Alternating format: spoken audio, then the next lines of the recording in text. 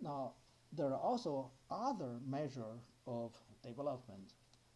Economic structure is also used as an important measure of development. Economic structure is defined as relative importance of different economic sectors. Here, relative importance can be interpreted as proportions or percentage of different economic sectors.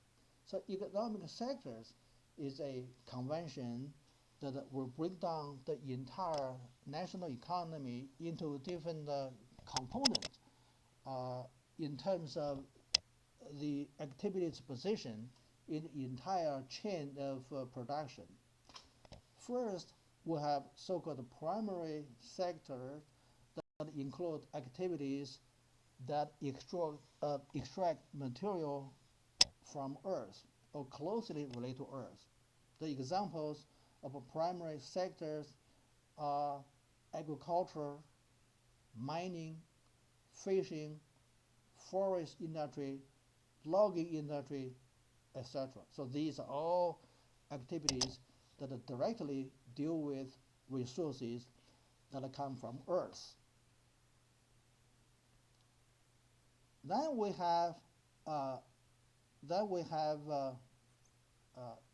secondary sector.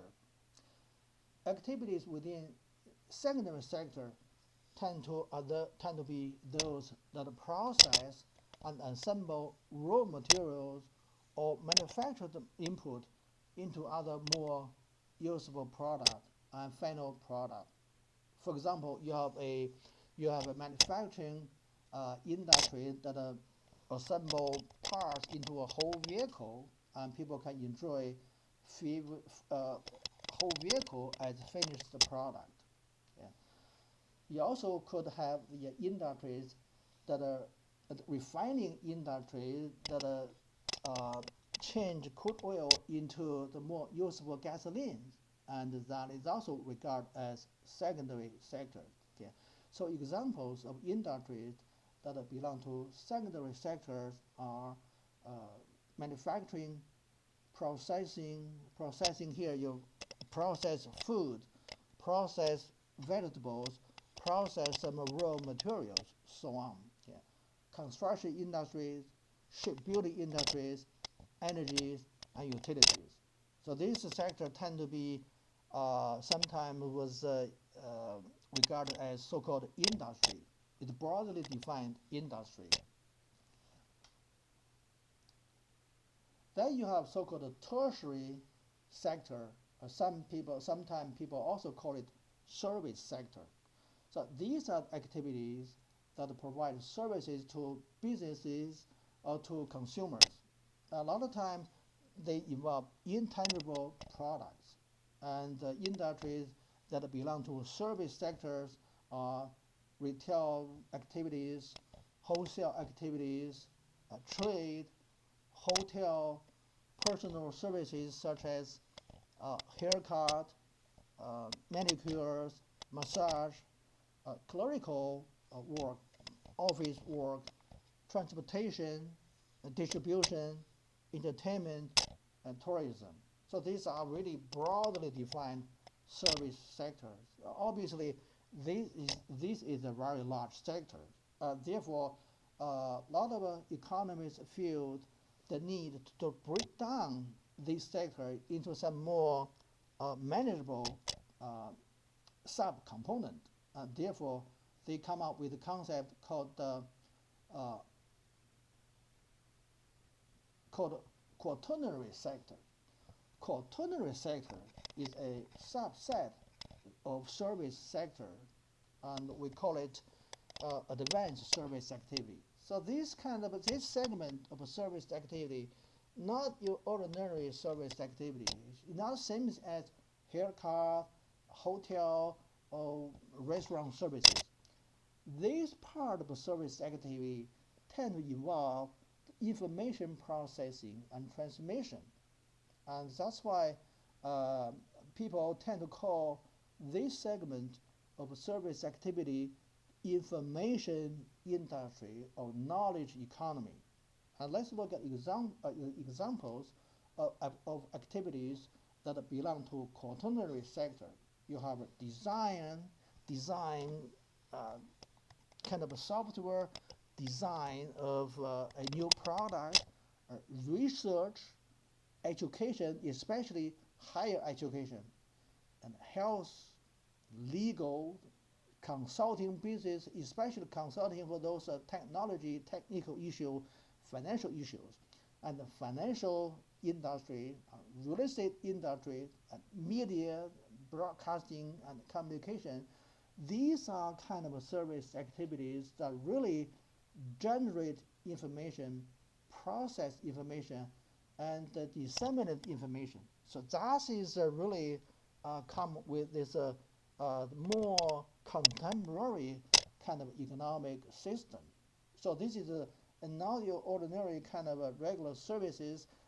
These really specialized services that deal with a lot of contemporary businesses and businesses that are associated with high technology, very high level of education, use that kind of personnel to be part of employment of the industry. And that's why we separate them out from the ordinary service sectors to call them quaternary sector.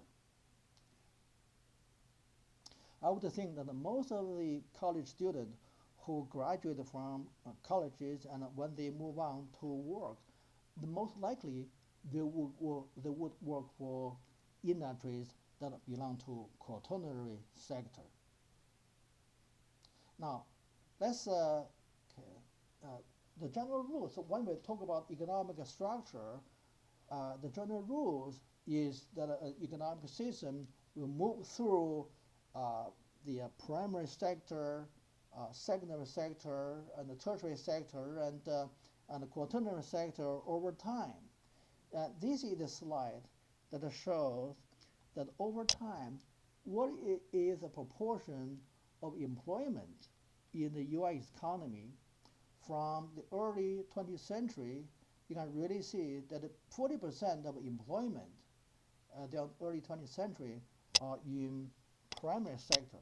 And over time, these sector declined. You have fewer and fewer people working in primary sector. And the secondary sector at one point became very large. It became large down the 1940s through 1970s. And that's when you have many people will enter the labor force working in manufacturing. But over time, these slides become narrow again. So what come to replace the primary sector and the secondary sectors are so-called service activities. You can really service activity grows very, very large since the 1960s and 1970s. Now you have the regular services. Also, you have a quaternary service activities that has become the dominant sector of the employment in the U.S. economy. So this seems to be the general rules. Over time, the percentage of workforce that are in primary and secondary sector will decline.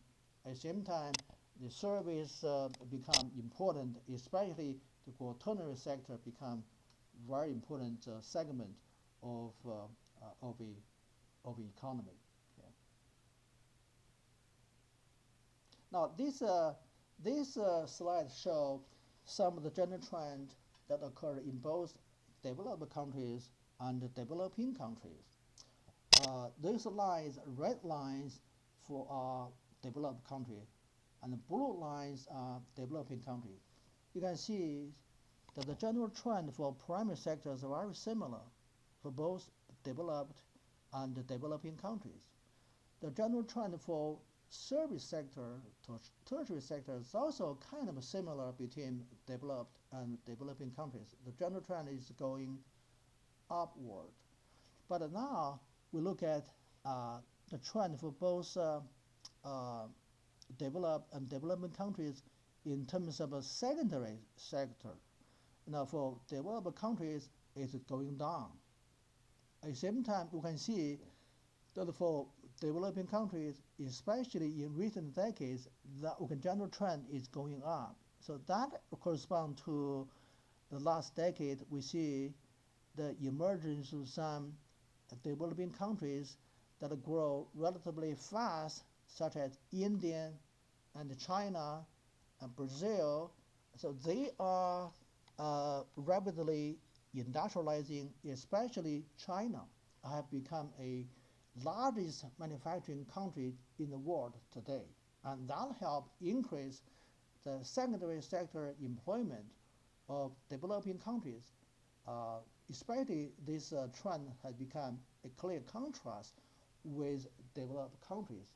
Actually, part of the reasons for developed countries seeing their employment going down in secondary sector is that a lot of manufacturing jobs had migrated from developed countries to developing countries, and thus account for this transition, this opposite direction of development for developed countries. Secondary sector is going down in terms of employment, but for developing countries in recent decades is going up. Is going up. So that really kind of generally reflect this broader uh, broader trend of industrialization that has been taking place in developing countries. And this map shows the distribution of percentage of labor force in agriculture.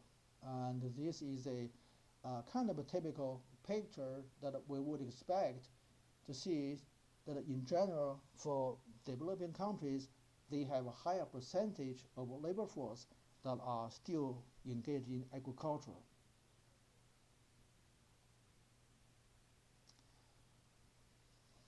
Now, this slide shows some abnormality.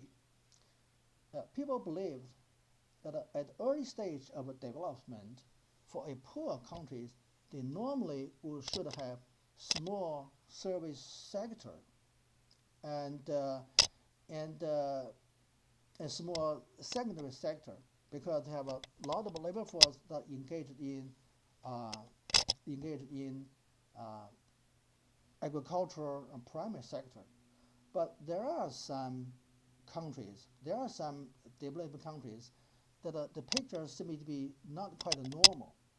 And at the early stage of development, they seem to have relatively small secondary sector, but a very large service sector.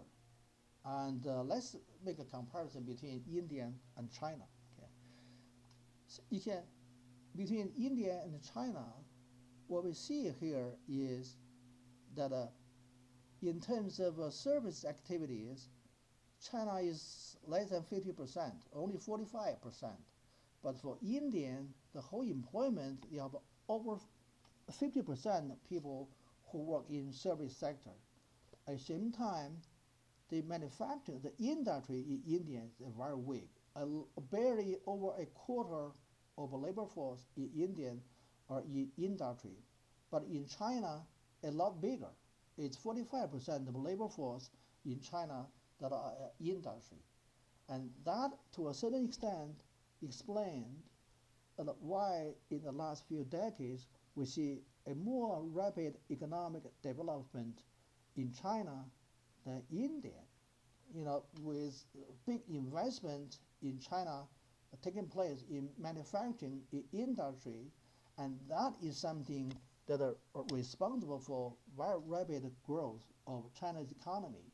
But for India, they don't have as much income and investment in industry, and therefore that is partly explained that why both countries will seem to be at a very similar income level at early 1980s, but today we see that the income level in China was a lot bigger, a lot higher than that of India. So the economic development strategy of both India and China is not very same, and therefore the result, the consequences is also different.